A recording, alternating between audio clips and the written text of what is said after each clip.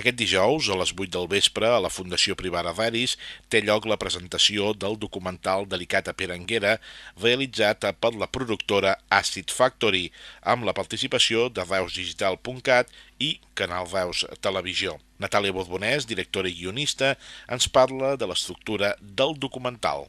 El documental es titula Pere Anguera, 3 segles i una veu, perquè en certa manera això dels 3 segles recolleix una mica tota la seva peripècia, no? El segle XIX, que va ser el seu segle d'estudi historiogràfic, i els segles XX i XXI, que va ser tota la seva peripècia vital. Llavors el documental s'estructura com en 5 capítols que una mica van seguint l'ordre cronològic de la vida del Pere Anguera. Comencem una mica parlant dels seus orígens, de la seva forja com a historiador, com a escriptor. També tractem el seu vessant cívic i polític, sobretot amb el tema dels anys de la transició, i després anem ja aprofundint en la seva faceta d'historiador, sobretot amb els seus 2 grans objectes d'estudi, que van ser el carlisme i els orígens del catalanisme polític, i també la història local, que va ser una mica el renovador de la historiografia local, no només de Reus, sinó també de les comarques de Tarragona. Va perfectament amb les seves inicials: Pere, Salusti, Anguera, Nolla, és a dir, Pesant.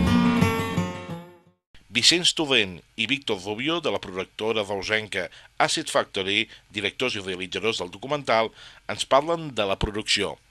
La producció dels entrevistats no va ser una tasca molt laboriosa comparada amb d'altres del documental, perquè bé, a partir del guió que va fer la Natàlia Borbonès, doncs ja ens vam posar a contactar amb els historiadors, amb tots els entrevistats, i la veritat és que tothom va voler participar des del primer moment. Vull dir, com que tothom s'estimava tant el Pere i molts l'admiraven i tot això, doncs no va costar gens que la gent participés, encara que vinguessin de Barcelona, van vindre encantats, fins i tot un professor de la Universitat de Saragossa també va vindre sense cap problema, o sigui que en aquest sentit va ser tot molt fàcil, vam tindre moltes facilitats.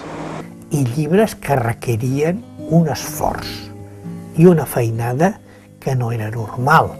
Bé, a l'hora de tractar-ho, doncs, s'ha d'anar amb molt de tacte, no? Tampoc no volíem fer un producte molt melodramàtic o no volíem posicionar-nos en certa manera, no? Volíem que hi hagués una visió objectiva.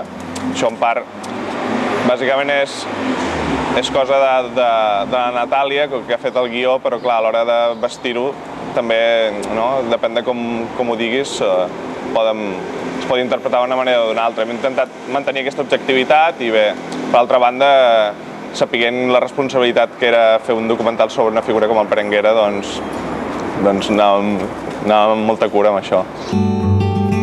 Al centre de lectura hi anava totes les tardes els darrers anys d'institut.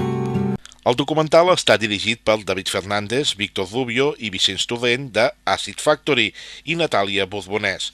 L'acte d'aquest dijous consistirà en la presentació del documental a càrrec dels seus autors i els mitjans de comunicació que han participat en el projecte, i se'n veuran petits fragments. L'estrena el dia 10 d'abril al Teatre Barcina.